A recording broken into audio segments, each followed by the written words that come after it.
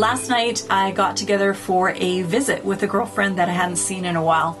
As we sat out on the coffee shop patio sipping our skinny vanilla lattes, we caught up on all sorts of news about husbands and kids and grandkids and church and work.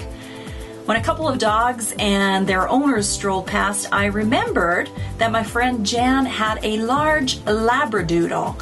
So I asked how she was doing. Jan gravely responded that she had given her away. What? You gave her away? Why? You loved that dog. Jan went on to explain that the reason she gave the dog away was that the dog was far too needy. It clung to her and depended on her far too much. The dog wouldn't go outside to relieve herself unless Jan took her. She constantly and relentlessly demanded that Jan play with her. She refused to leave Jan's side. When Jan was in the kitchen, the Labradoodle would be there, right there beside her, pressed up against her side. And if Jan went to take a shower, the Labradoodle would hover nervously and check on her until she got out. If Jan left the house, the Labradoodle had to go along. She couldn't bear to be parted. It was too heartbreaking. If Jan went to the store and left her in the car, the dog would throw herself into fits waiting for Jan to get back. It wasn't like a normal dog that's kind of sad when its owner leaves and watches expectantly for the owner to get back. It was more like, I'm gonna slash my paws, never eat, drown myself in my drinking water, wail at the top of my lungs, and throw myself into an emotionally induced frenzy and cardiac arrest. I can't live or function without you. You must pay attention to me. Every moment of my life, I need your attention or I will die. Jan shook her head slowly and said, I couldn't handle her neediness. It was suffocating. Do you get what I mean? Oh, yes, perfectly. I did get what she meant. And it's a perfect illustration for the 13th point of contrast between a wild and a wise woman. A wild woman is needy. She depends on man to fulfill her longings. You've all seen it. Often the girl comes from a divorced home or a family in which she didn't receive affirmation and love from her father. And she turns to men and desperately relies on them to meet her emotional needs. As the Proverbs 7 narrative unfolds, we see the woman expressing her ardent desire to be with the young man. She hopes and expects that he will come to her place and meet her needs. She spent the whole day preparing for this possibility. She says to him, so now I have come out to meet you, to seek you eagerly, and I have found you.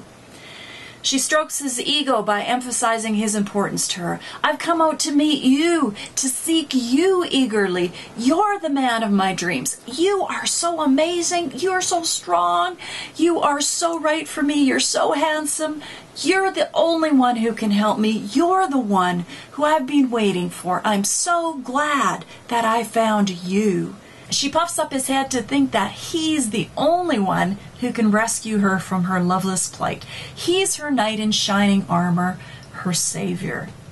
But the truth is, her flattery has very little to do with him being so sensational and very much to do with her being so needy.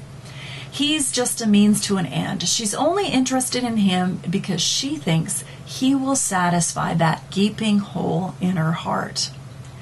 A wild woman is needy for a man, and she manipulates him so that he will begin to make his entire life revolve around her. She'll manipulate him to get him to attend to her and be with her all the time and try to squeeze every drop of what she thinks she needs out of him. She'll become clingy and desperate, just like my girlfriend Jan's Labradoodle. She'll be obsessed about keeping her man close. He can't go anywhere without her. He can't see his buddies. He can't have interests or commitments that might compete with him attending to her needs, her happiness, and her sense of well-being, and depend on him doting on her. A passage in Jeremiah speaks to those who try to quench their neediness through human relationships, those who trust in man and make flesh their strength. It warns that doing so will not satisfy.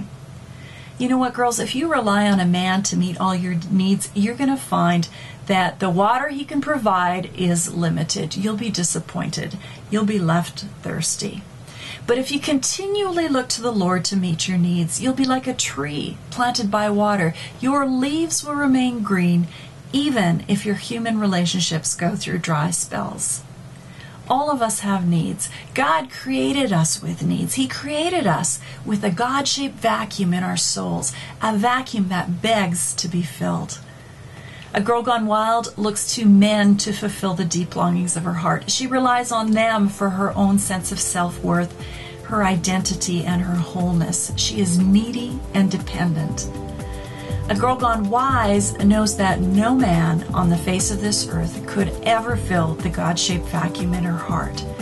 She doesn't depend on men for her sense of identity and self.